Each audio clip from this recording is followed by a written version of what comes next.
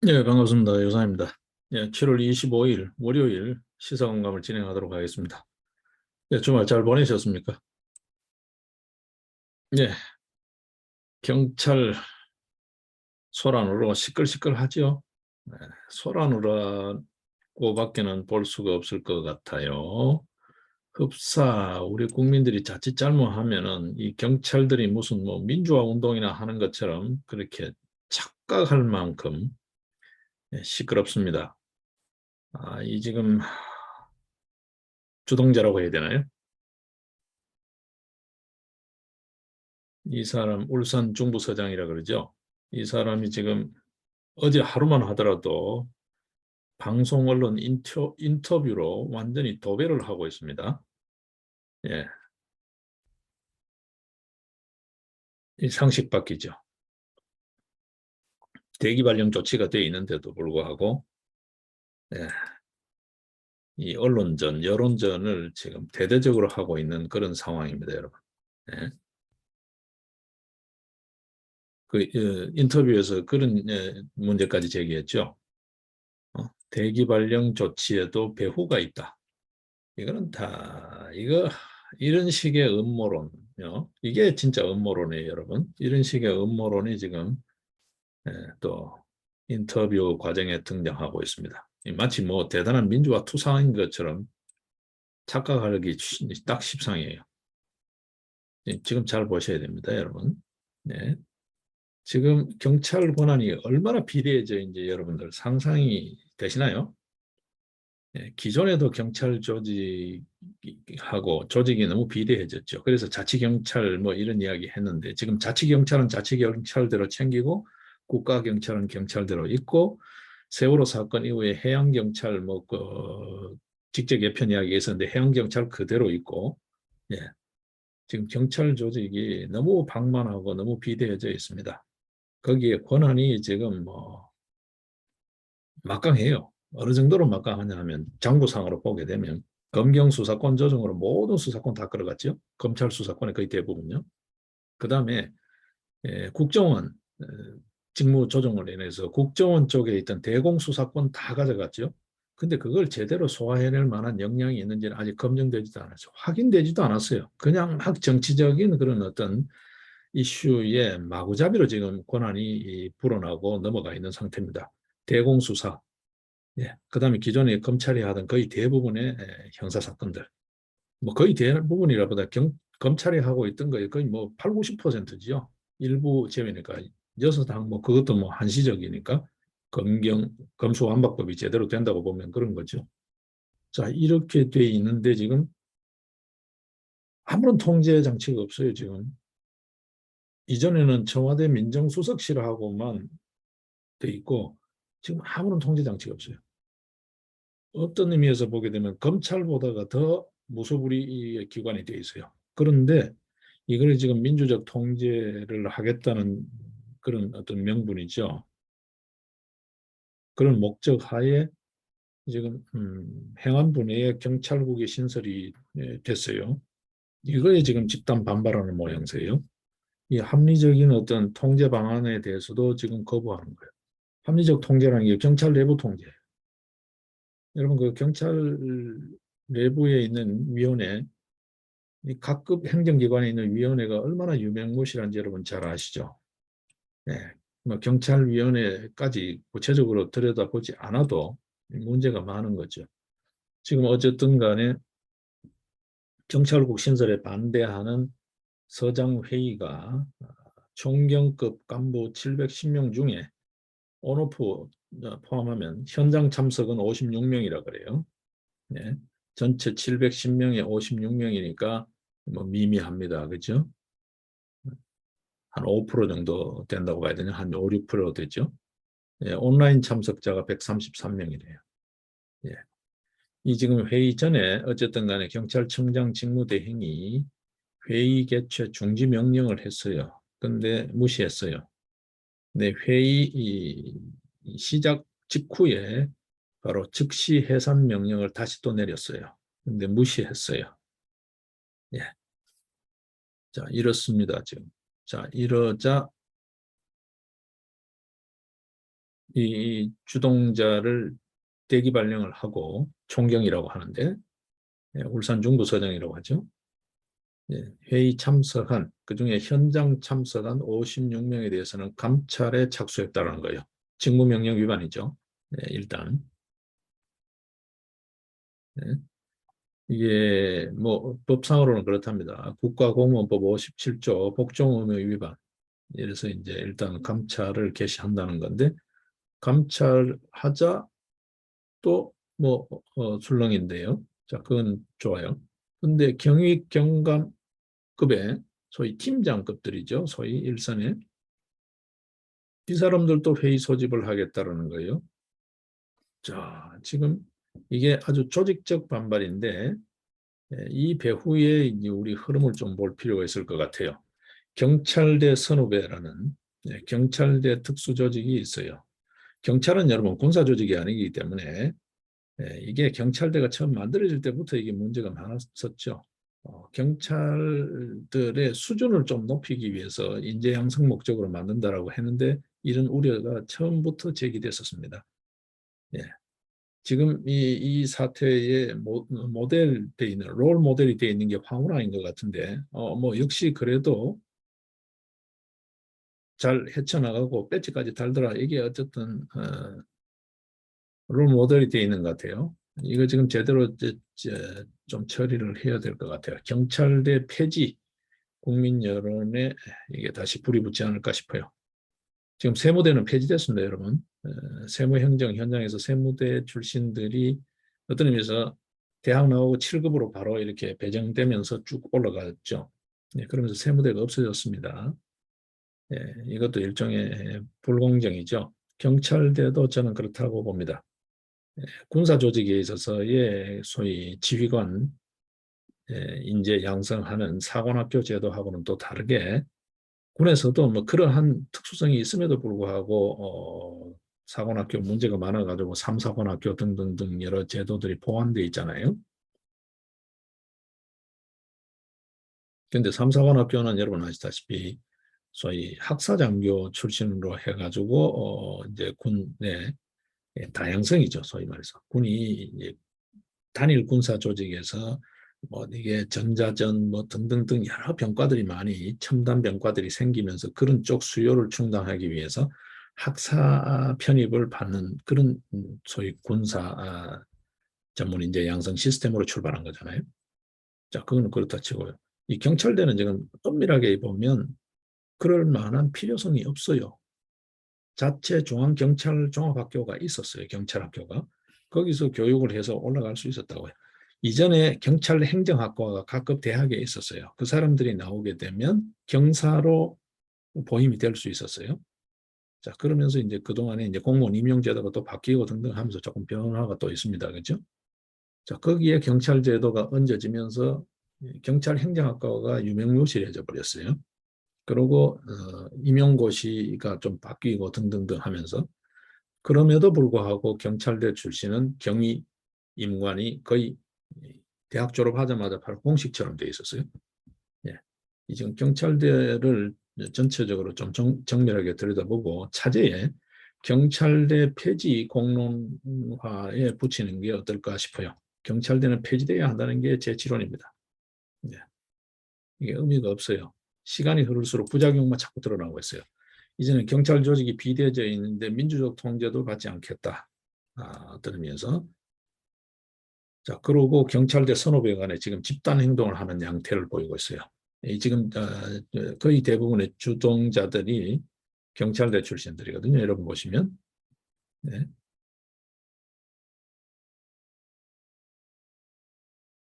자, 일선 경찰들이 나도 징계해라, 나를 밟고 가라, 뭐 나를 넘고 가라 이런 식이라는 건데 이게 지금 국가 권력기관의 기강 문제가 어떻게 되냐는 거죠. 윤석열 정부가 지금 안팎으로 도전을 받고 있는데 좀 더 분명하고 단호해야 된다 생각을 해요. 윤석열의 리더십 지금 오늘도 조금은 언급을 해야 될 것 같은데 너무 물러요. 너무 물러요. 조금 조금은 다시 생각해야 되지 않을까. 공직기강도 이렇게 흐려지면 이게 노동운동하고는 또 다른 각도란 말이에요. 이렇게 흐려지면 이거 어떻게 할 거냐는 거지. 예, 지금 보게 되면 그렇죠. 경찰 소위 지도부 쪽하고 서장들하고 경찰 지도부라는 게 지휘부입니다. 소위 말해서. 예.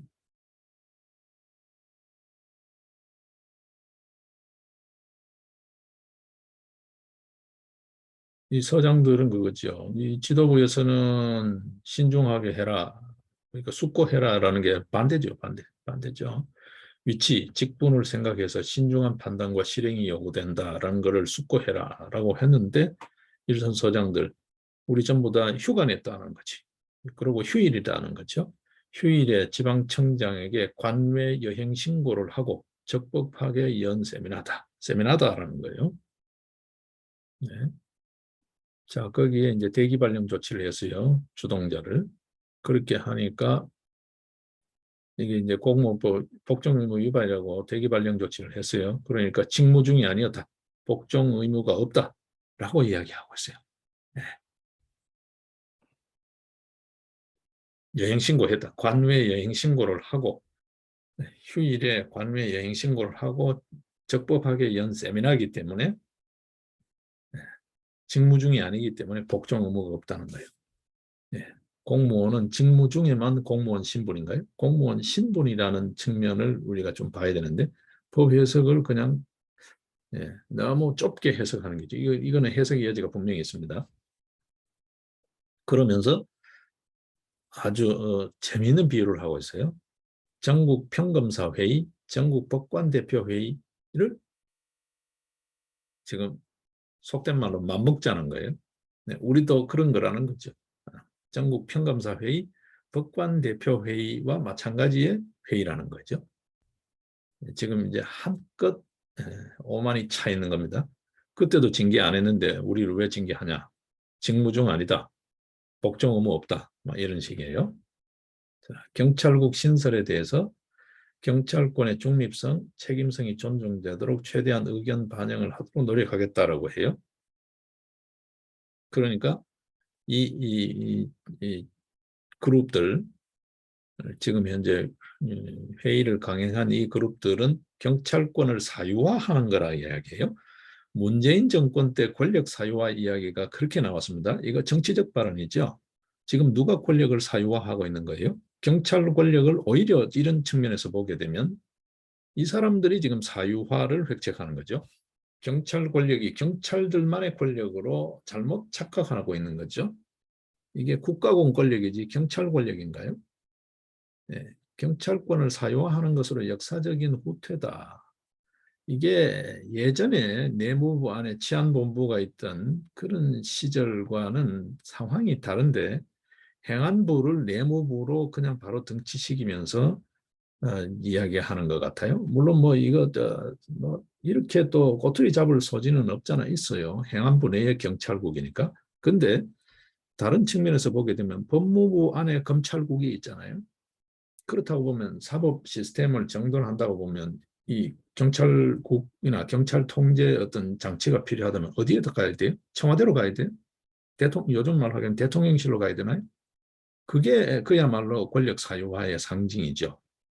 청와대 민정수석실 지휘를 받는 소위 말해서 그들만의 비밀 커넥션 이게 그야말로 권력 사유화의 상징이죠. 이거를 지금 공개 투명한 시스템으로 끌어내겠다는 건데 어디로 가야 되나요? 그럼 법무부로 가야 되나요? 법무부, 검찰국, 경찰국 이렇게 들어가야 되나요? 이게 성격상 또 맞지 않습니다. 자세히 보시면 법무부 소관으로 들어가려면 소위 말해서 수사권 관련되는 사법경찰만 가야 되는데 경찰에는 치안행정 관련되는 게 더 비대하게 있단 말이에요. 그러면 이게 어디로 가야 되나요? 이런 그러니까 지금 이 사람들이 요구하는 건 그거죠. 경찰청 안에 민간 그런 어떤 견제 장치를 두겠다는데 여러분 보셨잖아요. 지금 경찰청 안에 경찰위원회가 있어요. 거기도 민간 전문가가 있어요. 있으나 마나였잖아요. 이전에 문재인 정권 때. 지금 그대로 그 경찰위원회는 경찰이 좌지우지할 수 있는 구조예요. 그걸 지금 자기네들 견제장치라고 지금 이제 항변하고 있는 거죠. 이 말이 안 되는 짓을 지금 하고 있습니다. 어떤 의미에서 보면 말이 안 되는 짓이에요. 제가 봤을 때는. 이거는 엄정하게 대처할 필요가 있다. 이건 노동운동과는 또 다르잖아요. 공무원 신분인데. 네, 이것까지도 유연하게 어떤 의미에서 좋은 의미로 유연하게인데 무르게 대처를 하면 윤석열 정부 앞으로 공직기강을 어떻게 수립할 건지 세워갈 건지가 참 궁금해요. 궁금해요. 이거는 좀 단호해야 된다 생각을 합니다. 예. 집단 행동요? 글쎄요. 전면전요? 이게 언론에서 쓰고 있는데 글쎄요. 뭐 이 사람들은 뭐 소송도 검토하겠대요. 무슨 소송을 어떻게 하겠다는 건지 뭐 걸핏하면 소송이에요, 이 나라에서. 예. 저 행안부에서 분명히 입장을 내놨죠. 총장 징계는 경찰청장 권한이지 행안부 장관이 관여할 수 있는 게 아니다라는 거.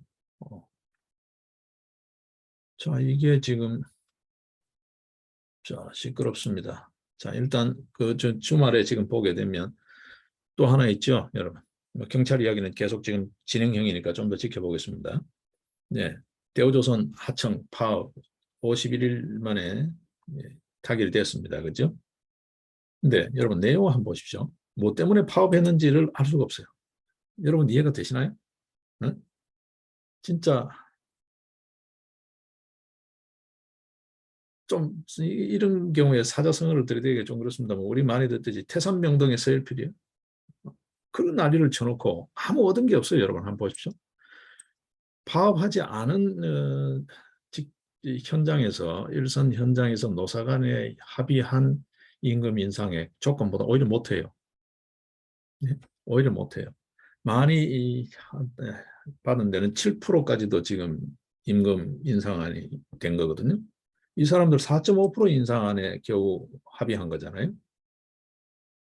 그리고 폐업한 하청업체 노동자들 고용 승계한다는데 이것도 뭐 해야 하는 거죠, 여러분. 이게 어디에 업체입니까? 구체적인 업체가 없어요. 협력업체 대표단하고 하청지회하고 간의 합의 내용이에요. 그럼 협력업체 대표단에서는 고용 승계하겠다고 했는데 개별 업체에 대해서 개별 회사에 대해서 이거 협력업체 대표단 협의회잖아요. 협의회에서 고용 승계를 하더라도 개별 회사에서 고용을 우리가 고용 수요가 없다든지 예를 들면 있어도 그 사람을 면접까지 다 봤는데 고용하기 위해서 했는데 무조건 고용하는 건 아니잖아요. 고용 승계라고 해서 부적격 판정이 나면 그럼 어떡할 거예요? 그것도 뭐 강제적으로 그냥 막 밀어넣기, 쑤셔넣기 하나요? 말이 안 되죠. 저 이거밖에 없어요, 여러분. 이거밖에 없어요. 이거 안 할 때도 말이죠. 다른 회사들 보게 되면 그렇잖아요. 심지어는 명절, 여름 휴가비까지도 다 받았다는 거잖아요. 네. 애초에 요구한 게 임금 30%, 상여금 300% 요구였는데 얻은 게 뭐예요? 없어요. 이 정도는 파업 안 한 일단 일선의 그런 어떤 기업들 노사 협의 과정에서 임금 단체 협약이 된 그쪽보다 못해요. 뭐하러 파업했냐는 거죠. 그 막판에 가서는 오히려 애걸복걸했죠. 법과 원칙 이렇게 나가니까 애걸복걸한 거죠. 뭐죠? 소송 취하해달라. 소송. 요점은 그거죠. 뭐 형사 이런 걸 떠나서 형사에 합의하면 뭐 없어지는 당사자 간에 합의하니까 최대한 관용을 베풀겠죠. 민사죠. 이거 합의되지 않았어요? 8천억. 자, 문제는 이렇습니다, 여러분. 이전에도 올해 벌써 4번이나 토크를 청구했다는 거잖아요. 이게 이제 국가 공권력 눈치를 본 거죠. 소위 말해서 국가 권력 눈치를 본 거죠. 정부 눈치를 보고 대우조선이 임직원들이 경영진들이 우유부단하게 대처를 한 거죠. 이걸 바로 소송을 하고 했어야 되는데 이게 또 노사분규로 번질까 봐서 했는데 결국 뭐 할 거 다 하잖아요. 예. 그걸 또 유야무야 하니까 이제는 아예 내놓고 하는 거잖아요. 이게 지금 대우조선뿐만이 아닙니다. 모든 노동 현장이 일반화되어 있습니다. 그런 의미에서 법과 원칙을 분명히 형사가 대단하지 않습니다. 여러분 오히려 별 달고 나오면 그 사람들은 그 조직에서 더 이렇게 대접받는 분위기예요. 아직까지도. 예. 그래서 빨리 내한테 별 좀 달아줬으면 하는, 내가 별을 어떻게 좀 이렇게 모양 좋게 달았으면 하는 게 그 사람들 원이에요. 노조전임자들. 그런데 제일 문제는 뭐냐 하면 민사 손배소거든요. 네. 이거를 지금 각 경영진들이 유야무야하고 있어요. 이거 단호하게 좀 대처해야 된다 생각을 해요. 이거 딱 정리되면 손해배상 이런 쪽이 정리되면 이거 일순간에 다 없어집니다. 제가 봤을 때. 저는 그렇다고 봐요. 예. 선진 사례를 보더라도 그렇고요. 이 원칙이 분명하게 적용되기 시작하면서부터 외국에도 이렇게 묻지마 막무가내 식의 파업은 없거든요. 이렇게 점거 막 이런 식의 폭력 사태는 없거든요. 우리도 이게 이제 이걸 계기로 삼아 가지고 좀 더 정돈해야 되지 않을까 싶어요. 네. 뭐 언론에서는 노사 모두 상처에 남긴 모두가 진 게임이다라고 하는데 글쎄요. 이제는 경영 사용자 쪽에서 좀 자세를 가다듬어야 되지 않을까 싶어요. 강성 노조가 걸핏하면 파업하는 그것도 불법 폭력 파업을 하는 그러고 이제 계속 그게 장기화되니까 어쨌든 다시 정상화를 하기 위해서 그냥 눈 감아주고 또 타협하고 이렇게 하니까 이게 계속 악순환되는 거예요. 이제는 어느 정도까지 가냐 하면 지금 대우조선 사태에서 보다시피 이런 사태, 공적 자금이 투입되고 있는데도 막무가내예요. 이제 여론전을 좀 해야 돼요. 우리 국민들이 깨어나야 돼요. 이런 노동 이제는 더 이상 용납해서는 안 돼요. 이제는 피해자 코스프레, 약자 코스프레 더 이상 용납해서는 안 된다고요. 예. 진짜 합의를 하든 말든 간에 국가공 권력은 형사 책임까지도 엄정하게 물어야 된다고. 지금 이제 법원에서도 바로 지금 체포영장 기각해 버리잖아요. 이런 물은 법치는 안 된다. 거예요. 사법보다 정치화되어 있어가지고 지금 이렇습니다. 오히려 어떤 의미에서 일선 현장에서 이거를 마무리돼야 될 거를 사법부가 지금 앞서서 지금 체포영장 기각하고 이래요. 합의했으니까 뭐 이게 이제 주 내용인 것 같은데 그래요. 예. 자, 법과 원칙 우리가 다시 한번 새겨야 될 것 같아요. 굳이 뭐 법 이런 이야기 하지 않더라도 법 별로 좋은 것도 아니니까요. 네. 이 대우조선 사태로 상징되는 이거를 계기로 해가지고 정말 앞으로 우리가 가야 될 이 노동 개혁하지 않고 노동 생산성을 제고하지 않고는 이 앞으로 다가오게 될 이 경제 위기 이거를 극복해내기가 어렵거든요. 여러 산적한 문제들이 많잖아요. 경제 위기뿐만이 아니라도 기업 경영이 정상화될 수가 없습니다. 이런 형태의 파업이 계속 반복된다면. 네. 자, 이제는 불법에 대해서, 탈법에 대해서는 단호히 대처하는 국민 정서, 그런 어떤 국민 경각심, 여론전이 필요하다라는 생각을 해요. 네, 이제는 뭐 정부 차원에서도 이전 정부하고 다르잖아요. 경영진도 그런 눈치 안 보고 좀 이제부터는 스탠스를 잡아가야 되고요. 뭐 예를 들어서 문재인 정권 같은 그런 정권이 다시 들어서더라도 경영진이 단호하게 대처하는 그런 노력이 필요하다는 거예요. 이제 그렇게 하면 이제 대우조선은 그렇죠. 공적 자금이 투입되죠. 또 경우에 따라서는 뭐 세무조사 들어오죠. 제일 무서운 게 세무조사잖아요. 기업. 세무조사 들어오면 뭐 털어서 먼지 안 나는 곳은 없겠지만 짜잘짜잘한 거 문제 삼으면 문제 되겠지만 그거보다가 제일 무서운 게 세무조사 기간 동안에 회사 일을 할 수가 없어요. 예. 서류고 뭐 컴퓨터고 다 가져가 버리니까요. 그리고 현장에 나와서 할 때도 보게 되면 각 사무실에 주요 사무실에 그 조사 요원들이 나와가지고 진을 치고 있으니까 회사 일을 정상적으로 할 수가 없다. 그게 제일 문제죠. 예. 몇 날 며칠 회사 일을 할 수가 없으니까. 그리고 모든 서류 장비가 없으니까. 예. 이게 이제 영업방해죠. 합법적 영업방해죠. 그런 것 때문에 회사에서 자꾸 이렇게 권력 눈치를 보고 정부 눈치를 보는 건데 그럼에도 불구하고 이런 걸 좀 단호하게 할 필요가 있지 않나 싶어요. 그리고 회사들도 경영 투명하게 하시고 장부 정확하게 쓰시면 틀릴 일이 없잖아요. 세무조사 건널 일이 없고 제일 회사에서는 신경 쓰이는 게 세무조사거든요. 나오게 되면 일이 정상적으로 안 되니까. 그리고 또 뭐 하나 틀리면 재미없으니까. 예.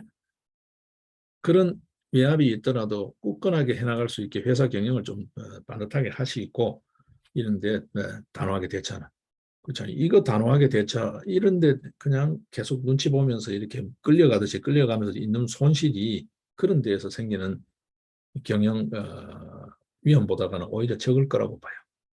적을 거라고 봐요. 자, 그런 의미에서 이제는 이 악순환의 고리를 어디에서 끌어건가? 사측이 좀 더 단호해진다. 정부가 법과 원칙이라는 분명한 입장을 정리해야 된다. 네, 그러면 일순간에 없어진다. 네, 해가 뜨면 안개 거치듯이 일순간에 거친다고 봐요. 네, 이게 자꾸 반복되고 있는 게 문제죠.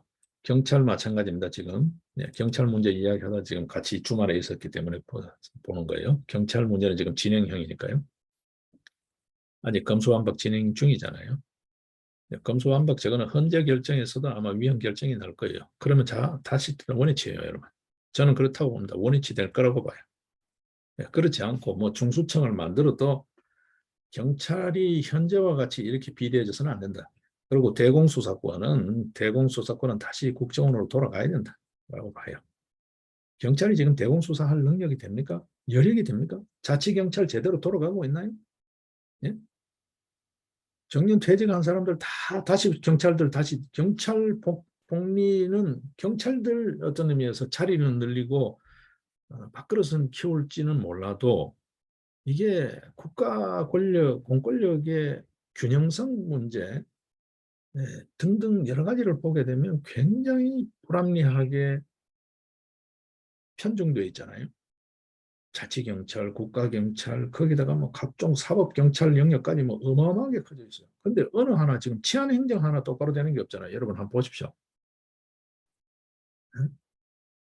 뭐가 지금 경찰 본연의 업무라고 하는 치안 분야에 똑바로 되는 게 있나요, 지금? 지금 이렇습니다.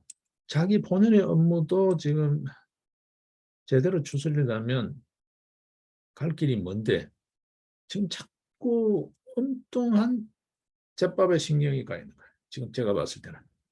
경찰 수사 여러분들 일선에 한번 보십시오. 경찰 수사 정말 문제 많습니다. 정말 문제 많습니다. 제 주변에 지금 청문된 것만 하더라도 정말 문제 많아요. 자, 일단 뭐 그런 좀 막연하니까요. 자칫하면 또 이야기가 모호하게 흘러갈 수 있으니까 일단은 지금 이것도 정부가 특히 공직 사회에서는 공직기강 확립 차원에서 엄정하게 대처할 필요가 있다 생각을 해요. 저는 옷을 벗기는 한이 있더라도 이런 행동은 더 이상 계속해서 밀리는 모양을 비춰서는 곤란하다는 거죠. 자, 여기에 지금 다른 이야기로 또 훌쩍 주말에 있었던 것 성큼성큼 이렇게 징검다리 짚듯이 한번 보겠습니다. 자, 윤석열 정부 과학 방역 이야기했어요. 지금 그 책임자가 그렇게 문재인 정권 때 그렇게 과학 방역 외치던 사람이 책임자를 맡았는데 지금 하는 거 한번 보십시오. 정부 발표하고도 지금 안 돼요. 이게 신속 과학성이라는 게 어떤 과학적 판단 근거가 정해지면 신속하게 대처하는 것도 과학적인 거잖아요. 이게 세월이 없어요. 코로나 재확산이 되자 임시선별검사소를 전국에 70여 곳으로 늘리겠다 그랬죠. 70개소. 그런데 어떻습니까? 정작 설치된 임시선별검사소는 10여 곳이에요. 그러니까 10곳 안팎이에요. 뭐 정확하게 어딘지는 모르지만 서울 시내는 뭐 한두 곳밖에 제가 봤을 때는 보이지 않는 것 같아요. 네.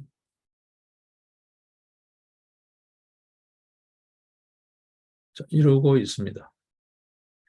문재인 정권 때 어땠습니까, 여러분? 문재인 정권 때는 뭐 정치방역 소리가 나올 때입니다. 그리고 실제 심했죠.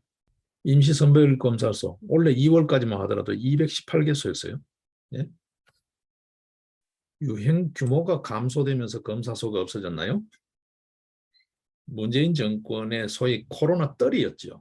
떨이었지 언제 유행이 별로 감소된 게 있나요, 여러분? 검사 안 하니까 숫자 주는 거지. 하기 좋은 말로. 그렇지 않나요? 지금은 검사를 안 하는데도 이렇게 많아요. 그런데 과학 방역을 한다고 하면서 70개소로 늘리겠다고 한 자기네들 입으로 한 검사소도 아직 다 시설이 안 됐어요. 이러고 있습니다. 치료제가 있나요? 뭐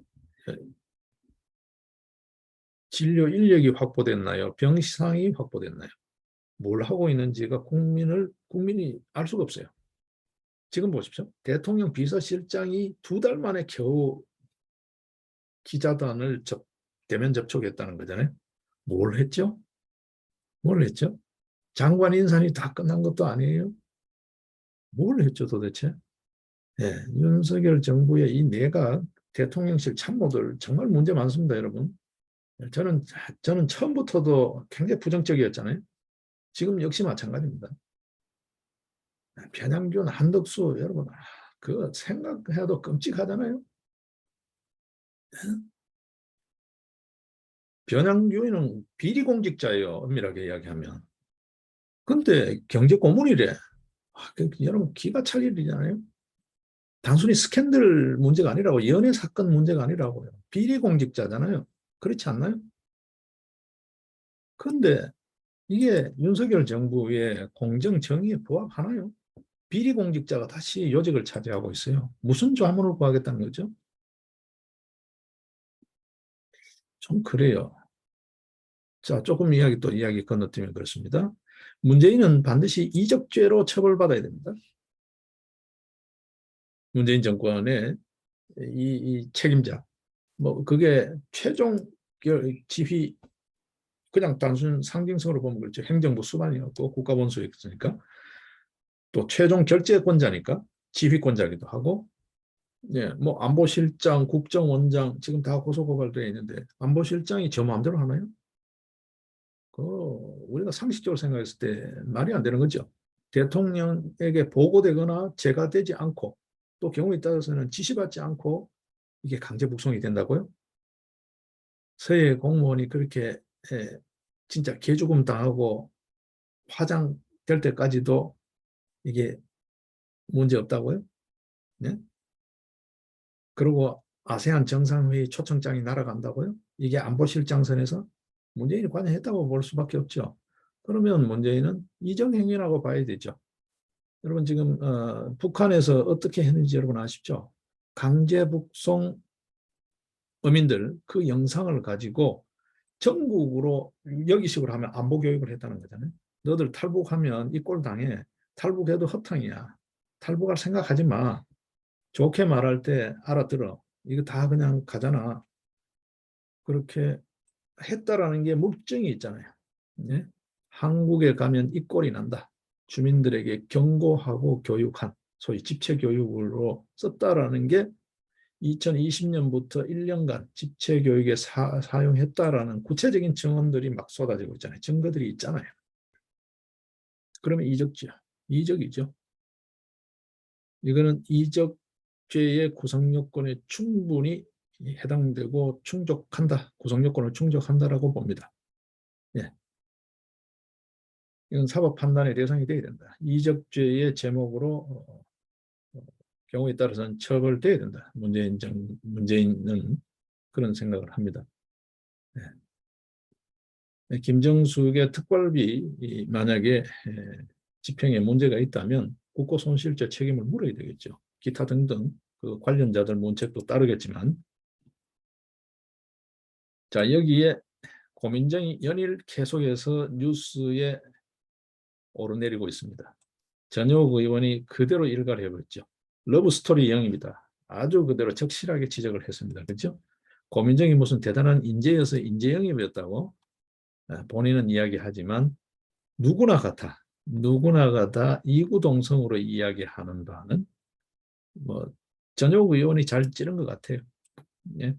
뭐 사적 채용이다 이런 여러 이야기 할 것 없이 무슨 능력 전효 의원이 그러잖아요. KBS 기자 출신이죠. 전효 뭐라 그럽니까? 예. 고민정이 탑 클래스의 인재가 아니다. 인재가 아니다. 뭐 예를 들면 그 전현무 예, 그저 뭡니까? 그 국민 가수 경연 대회 그런 거 하는 오락 프로그램에 그 MC 했던 전현무, 도경화 이런 어떤 프리랜서들보다도 못했다라는 거죠. 예? 언제 고민정이 방송에서 탑이었냐라고. 네. 방송 인재여서가 아니라 그 남편과의 러브스토리 주인공이기 때문에 발탁이 된 거다. 러브스토리 영입이지 무슨 놈의 인재 영입이냐 직격을 했죠. 참 뻔뻔한 겁니다, 여러분. 고민정 이야기는 뭐 그런 정도로 하고 넘어가겠습니다. 일단은 이런 저런 자본들이 많이 있다라는 거. 지금 주말 사이에 있는 시사들을 보겠습니다. 예, 문재인의 이적죄 관련된 증언들이 좀 더 보강되고 있다. 뭐 구체적인 증거들은 예, 또 수사 과정에서 또 나오겠죠. 자, 여기에 지금 조금 더 우리가 관심 있게 봐야 될 내용은 그런 것 같아요. 지금 여러분 민주당이든 국힘당이든 정당이 정당 꼴을 못하죠. 정의당이 이제 완전히 시야에서 사라졌고, 그죠? 민주당 저러고 있고, 국힘당 쟤들이 뭘 믿고 저럴까요? 세비 이야기 나왔습니다. 우리 국회의원 세비 특권 이걸 제대로 정돈하는 작업을 해야 돼요. 지금 국회의원 세비를 지금 이게 뭐냐 하면 국회에서 저들이 법안 통과를 해가지고 막 올리거든요. 매년 세비 올리고 특혜 관련 법들도 저들이 하니까요. 여기에 국민 참여를 좀 대대적으로 해야 될 것 같아요. 그냥 단순히 감시로 되지 않을 것 같아요. 네. 국민청원 제도를 활용해 가지고 법안 발의를 구체화시키고 거기에 그 법이 통과될 수 있게끔 철두철미하게 감시를 좀 하는 의원들이 함부로 준동하지 못하게 저들 법이기 때문에 연말 막 이렇게 민생 법안 이러면서 훅 처리해 버린다고요. 지금까지 대한민국 국회에서 여야 간에 아무런 이견도 없이 발의된 법안 그대로 통과된 게 자기네들 월급 받는 법안입니다.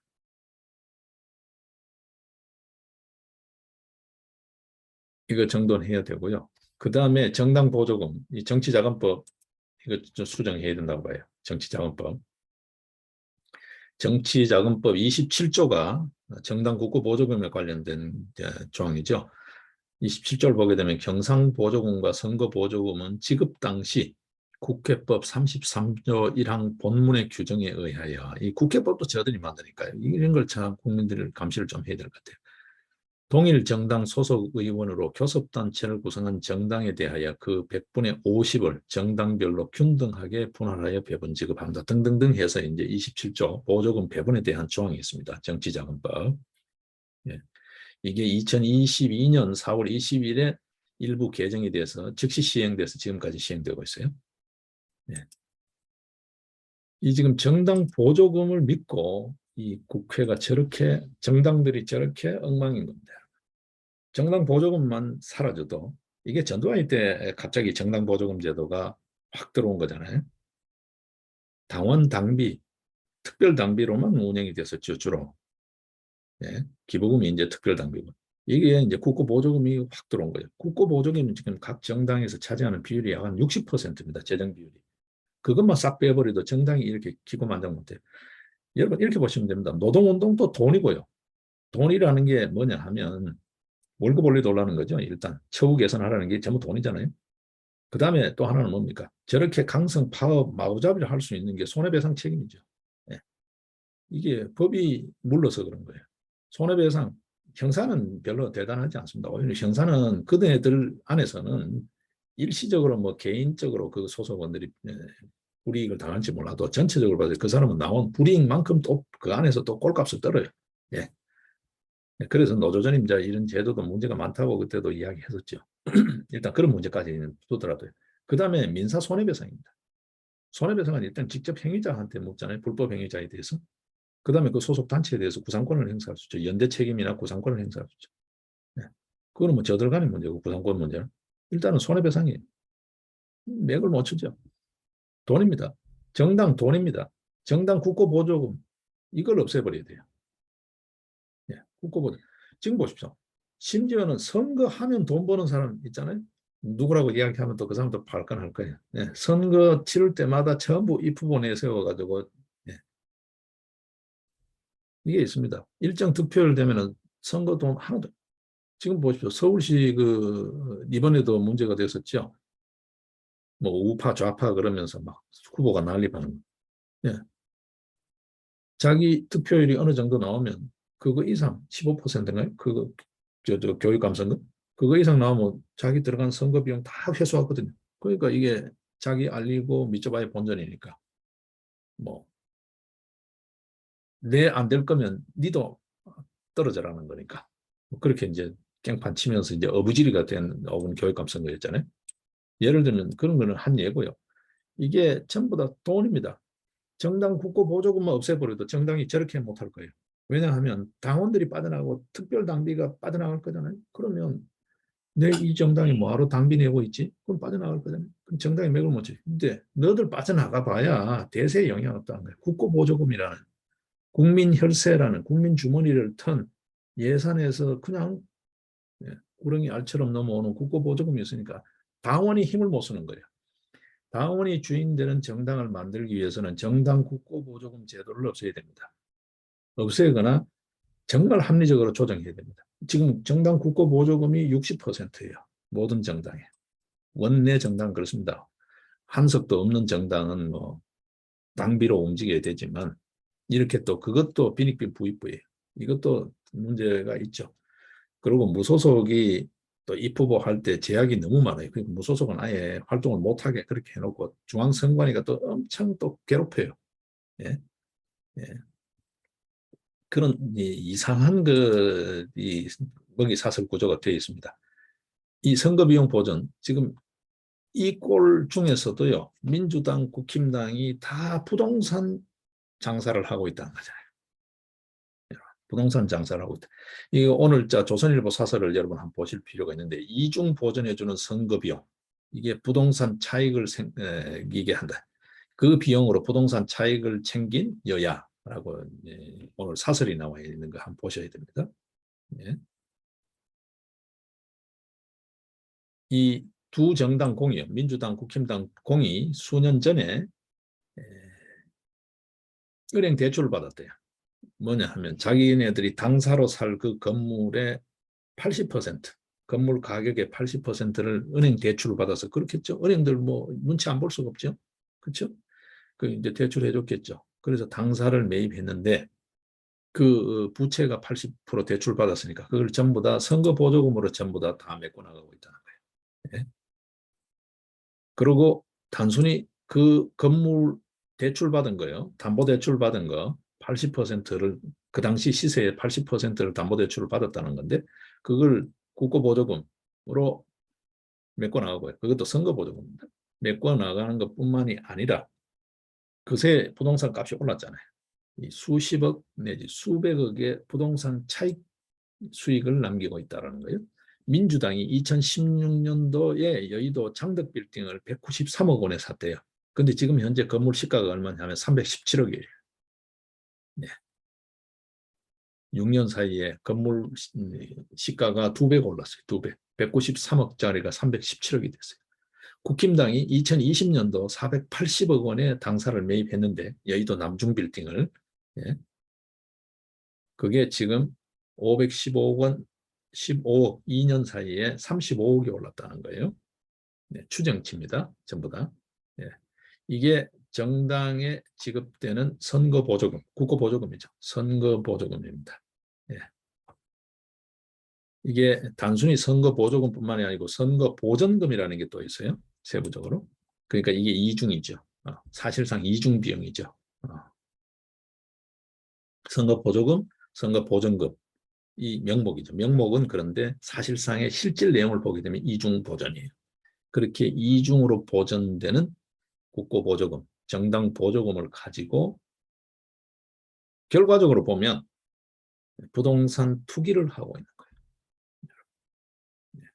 시세 차익까지 남기면서 뭐 투기라고 하기는 좀 그렇죠, 그죠? 어쨌든 시세 차익을 남기면서 당원 당비로 정당이 돌아가는 게 아니고 국민 혈세를 갖고 저들 주머니 챙기는 세비 챙기는 것도 모자라서 정당 당사도 그렇게 정당 살림살이도 그렇게 하고 있다는 거예요. 그러니까 당원들이 맥을 못 추는 거예요. 당원들이 뭐라 그래봐야 말 듣지도 않는 거예요. 듣는 신용만 하는 거죠. 왜냐하면 지지율에 표에 영향이 가니까 집토끼가 달아나니까 그런 정도의 눈가림만 하는 거지 실제 이들의 가슴 속에 머릿속에는 뭐가 있냐면 너들 필요 없다는 거야. 너들 필요 없다는 거야. 너들 필요 없다는 거야. 시끄럽다는 거야. 예. 당원이 주인이 되지 못하고 당원이 주체가 되지 못하고 네. 그냥 당원들을 갖고 노는 이상한 그룹들, 걔들의 놀이터가 돼 있는 거예요.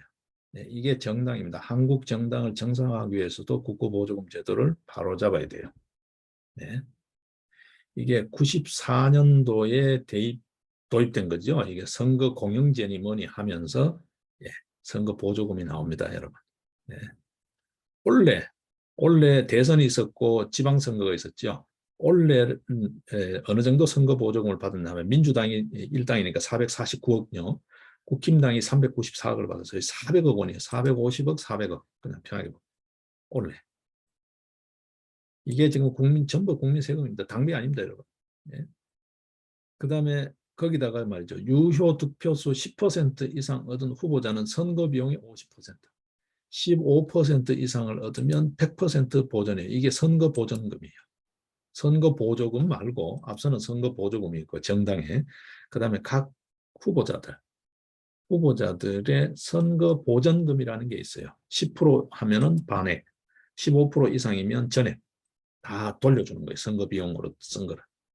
네. 이렇게 받은 돈, 이거를 그냥 꽃배기 장사죠. 꽃배기 장사를 하면서 부동산 차익까지 생기는 재미를 보고 있는 거죠. 이렇게 눈먼 돈이 너무 많아요. 이거를 바로잡아야 됩니다. 이걸 바로잡아야 당원이 주인되는 정당을 만들고 정당의 민주적 통제가 가능합니다. 전부 돈입니다. 노동운동도 돈, 정치도 돈입니다.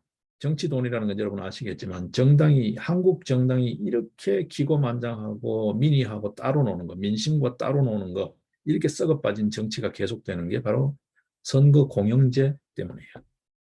예, 이게 방송사 좋은 일 시키는 거죠. 여러분, 이전에 학교 운동장이나 이런 데 연설회 이런 게 있었잖아요. 얼마나 좋아요. TV 토론한다고. 이게 누구 좋을까요? 방송사 좋은 일 시키는 거예요. 방송사. 이게 선거 공영제. 그 돈 전부 다 또 정당에 줘요. 네, 이런 구조죠. 네. 이러니까 선관위는 선관위대로 기고만장해 있고요. 정당은 정당대로 엉망진창이고요. 방송 언론은 방송 언론대로 권력을 감싸고 돈다고요. 이게 총체적 부패 구조입니다. 이걸 없애는 게 돈 문제예요. 돈 문제를 잡으면 돼요. 국회의원 세비 특권 정돈하고 정당 국고보조금, 선거공영제 손질해야 돼요. 정치자금법 등등. 이거 해야 돼요. 이거는 국민이 나서지 않으면 안 돼요. 저들 관련 이해관계되는 법이기 때문에 대충 처리한다고요. 여야 간에 이견이 없어요. 대충 처리하고 그냥 넘어가는 거예요. 이견이 없어요. 여야 간에 이견이 없는 유일한 영역이 저들 밥그릇 관계되는 거예요. 이거는 국민이 나설 수밖에 없습니다. 이거는 국민이 나설 수밖에 없어요. 구체적으로 법안 발의에서까지 그 법안의 통과까지 그 다음에 여론 형성에까지 국민이 나설 수밖에 없어요. 언론도 별로 호의적이지 않아요. 왜냐하면 국민이 나서가지고 저들한테 도움될 게 별로 없잖아요. 예? 도움될 게 별로 없잖아요. 언론도 호의적이지 않습니다. 국민이 어떤 의미에서 개발에 땀내야 됩니다. 이제는 이런 거를 우리가 바로 잡아야 됩니다. 그래야 정치가 바로 섭니다, 여러분. 지금 그렇지 않아도 경제 부동산 법을 이야기 계속하고 있잖아요. 자, 오늘 보니까 뭐 그 관련해서 또 그런 이야기 또 들립니다. 이번에 세제계획 관련해서. 이제는 공시가 3억 이하, 한옥은 4억 이하라는데 시골집들요. 양도세, 종부세 대상에서, 종부세 대상 주택 수에서 제외한다는 거니까 아예 종부세에서 빠지는 거죠. 이제 전원주택이 조금 살겠죠. 자, 이러면 어떤 현상이 빚어질까요? 지방 중소도시에는 조금 이제 토지가라는 게 조금 움직이고 조금 숨통이 트일 거예요. 트이는데 여전히 한국 사회에서의 쩐주들은 극소수 일부로 집약되어 있기 때문에 전국적으로 또 부동산 투기화가 되겠죠. 밑밥 깔기가 되겠죠. 길게 보고 다 사놓는 거죠. 네. 그럴 소지도 또 있습니다. 이게 뭐 어디나 부작용은 없지는 않은데 어쨌든 이런 조심스러운 소식도 또 들려요. 일단 우선 당장은 공시가 3억 이하의 시골집.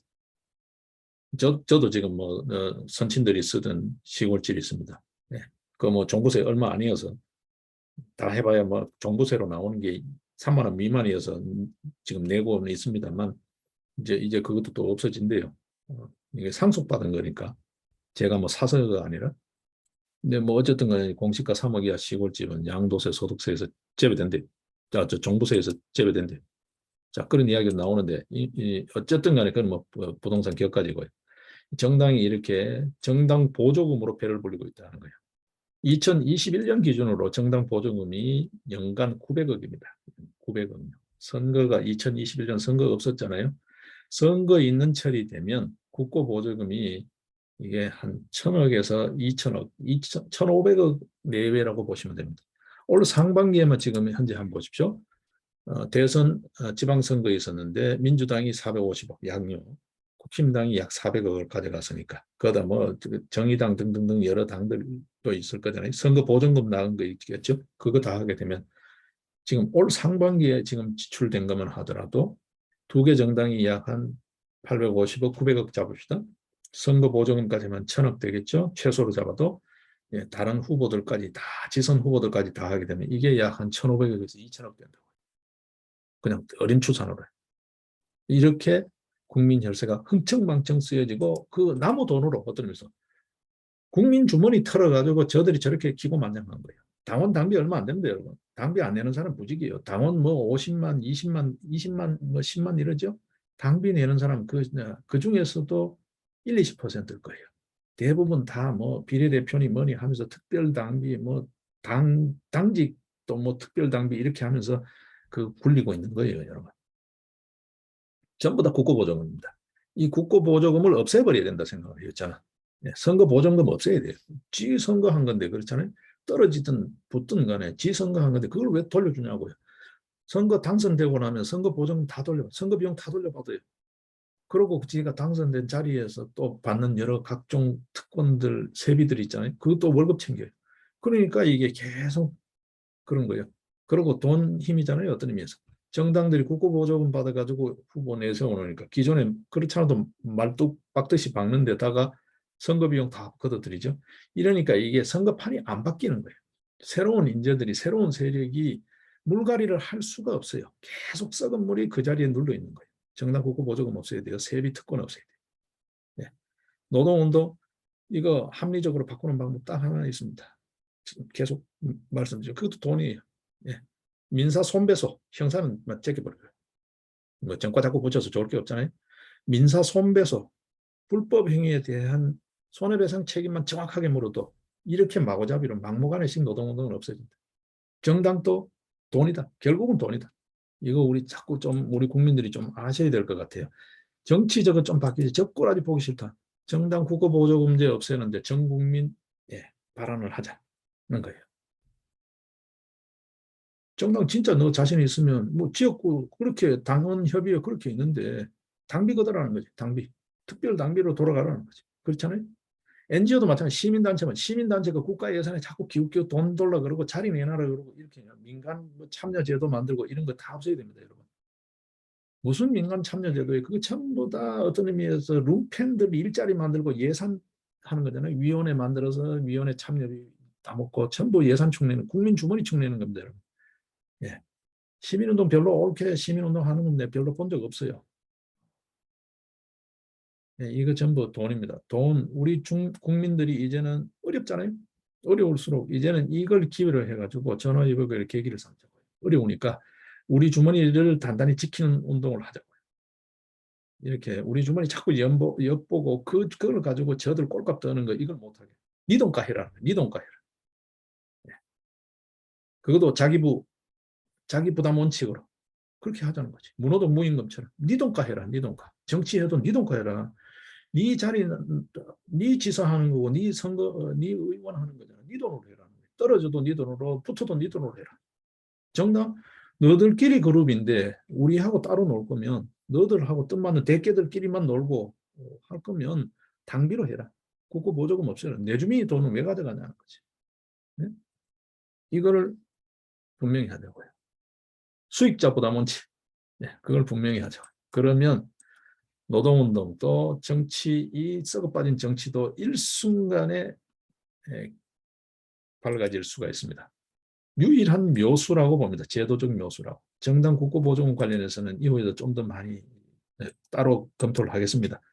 자, 이제 마지막 정리해서요. 윤석열 대통령 지금 여론조사 이런 거 문제 많잖아요. 여론조사 문제 많다는 건 이미 다 알고 있고요.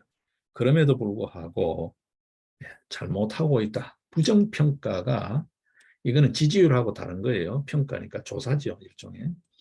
리더십이 현통참다, 영 마음에 안 들어. 60% 수준이라는 거. 이거 잘 새겨들어야 돼요. 제가 봐도 참 문제가 많아요. 참 문제가 많아요. 예.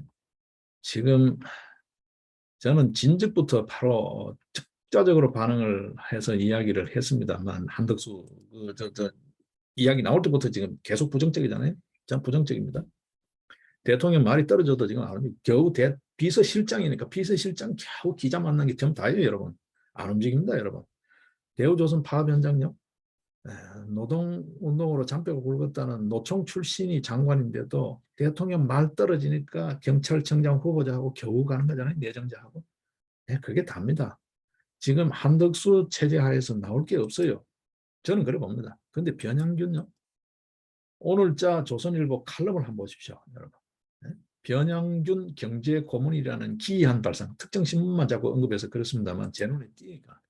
네. 이런 리더십은 곤란하다. 이게 부정적일 수밖에 없잖아요. 네? 변양균이가 어땠습니까, 여러분?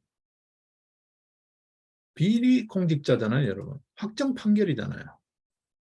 그렇지 않나요? 노무현 정부 때 청와대 정책실장이라는 그 지위를 이용해서 특정 사찰에 특별 교부금을 지급하도록 압력을 행사한 죄, 유죄 판결 받은 거잖아요. 비리 공직자죠. 그게 없어지나요?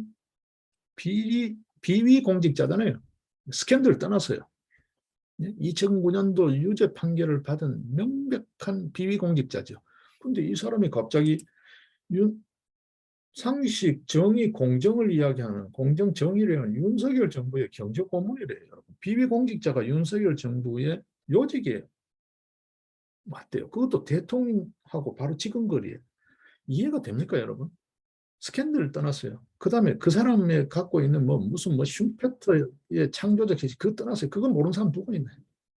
지금 변양규한테 나올 게 뭐 있나요? 규제 개혁요?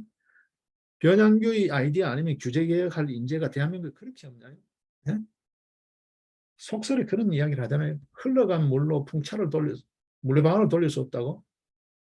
네? 한덕수가 언제 한덕수예요? 여러분, 이거는 그야말로 상식입니다. 삼척 동자가 아는 거예요. 그냥 생각해요. 이 나라에 그렇게 인재가 없나요? 고민정의가 인재라고 저렇게 뜻을 치는데 이 나라에 정말 인재가 그렇게 없나요? KBS 인재가 저렇게 없나요? 고민정의가 보다 안 되니까 같은 KBS 출신 전효구 의원이 지 딸 같은 사회한테 가잖아요. 네가 언제 인재냐고. 응? 러브 스토리 영입이지. 변양교의 여러분 도무지 뭔지 모르겠어. 무슨 생각으로 이런 사람이 고문을 가는지. 그 고문료 또 예산이에요, 여러분. 국민주물. 우리 이제는 우리 돈을 이렇게 잡고. 뭐 정의, 저는 뭐 상식 이런 거 떠나서 이제는 막 그냥 원색적으로, 본능적으로 호소하고 싶어, 우리 국민들한테. 이제 깨어나자. 우리 주머니 안 털리자. 여러분들 돈 함부로 헛돈 안 쓰잖아요. 네? 커피 한 잔 아무렇게나 안 사잖아요. 친구니까 사는 거고. 그냥 그 친구도 그냥 친구라서 사는 게 아니잖아요. 길 가는 사람한테 아무한테나 커피 사줍니까? 안 사주잖아요, 여러분. 네. 이제 우리 주머니 참 단단히 지키자니 어렵다. 내 주머니 지키기 운동을 해야 국민이 깨어난다 생각을 해요. 지금 이게 전부 내 돈인데 그냥 나무 강 건너 불 보듯이 나무 이야기하지 자꾸 하는 거예요. 노동운동도 나무 이야기하지. 공적 자금이 들어가잖아요. 회사가 망하면 여러분 그 회사가 망하면 대체재가 투입되는데 그만큼 비싼 그 품질 좋은 재료를 적정 가격에 사던 거를 갑자기 대체재를 터무니없는 가격에 살 수도 있다라는 그런 시장 위험이 증가하잖아요. 우리 주머니에 가성비가 위협받는다고요. 이제는 돈을 어떻게 잘 쓰는 법을 자꾸 국민들한테 공유를 해야 될 것 같아. 이야기를 하고. 어떤 입에서 쉽게 입에 올리기 싫어하고 치사해. 저 자신도 이런 이야기를 안 했는데 이제는 막 대놓고 직설적으로 이해되게 하는 가장 좋은 방법이 돈. 그 이야기를 해야 될 것 같아요. 그래 이제는 예, 재테크 국민운동, 재테크 시민운동을 해야 우리 한국 사회의 모든 부조리가 정상성을 회복한다고 생각해요. 국가 차원에서는 그거하고는 또 다르겠지만, 그렇죠? 지금은 어디는 뭐 공권력 이야기 아니라 우리 국민들 이야기니까. 예. 예, 정당 보조금 이거 바로 잡아야 된다. 국회의원 세비 특권 바로 잡아야 된다. 이게 전부 다 우리 돈이잖아요. 저 돈이 아니잖아요. 그러니까 국민이 주인이 아닌 거예요. 선거 때 표들 때만 저가 국민이 주인이라고 막 꼬드기고 막 이렇게 눈 가리고 해놓고 돌아서면 내 몰라라는 거지. 그때부터는 저가 저 마음대로 지. 니뭐 필요인데 이런 거지. 이 만행을 없애려면 내 주머니 지키기, 헛돈 안 쓰기, KBS 수신료 없애기. KBS가 KBS답지 않잖아요. 수신료 없애기. 저렇게 권력의 눈치를 보면서 저널리즘, 언론의 역할을 제대로 못하는 데는 세금 안 쓰기, 광고비 안 쓰기, 구독료 안 쓰기. 그러면 저가 답답하니까 내 거 보세요, 보세요, 공짜로 보세요 할 거 아니에요. 다 그렇게 나온 거예요. 안철수 지금 V3 그렇게 큰 거예요, 여러분. 아무도 돈 주고 안 샀으니까 외국 거 썼죠, 그때는 하더라도. 네. 그러니까 쓰세요, 쓰세요 해놓고 지금 이제 와가지고는 이제 엄청 뭐 경영을 잘해서 돈 버는 기업인 것처럼 정책 자금으로 다 그렇게 땜빵 메꿔가면서 그렇게 쓰세요, 쓰세요. 국민이 이렇게 많이 쓰니까 그러니까 이제 정책 자금 뜯어내고 한 거잖아요. 다 그런 겁니다. 자, 이제는 국민운동 딱 정하자. 시민운동 방향 딱 정하자. 우리 주머니 지키기. 내 살기도 어려운데 내 주머니 털지 마라. 우리가 줄 만한 데 돈을 주겠다. 함부로 헛돈 쓰지 마라. 내 돈 함부로 쓰지 마라. 운동을 하자는 거죠. 예. 자, 7월 하순입니다. 예, 날이 또 며칠 선선했는데 또 다시 또 더워진다 그러니까 여러분 건강 잘 챙기시고 또 이게 장마가 날씨가 고르지 못해서 걱정입니다. 이 가뭄 지역이 너무 많아서 좀 해갈이 좀 되고 그렇게 잘 되었으면 좋겠습니다. 예, 내일 뵙겠습니다. 고맙습니다.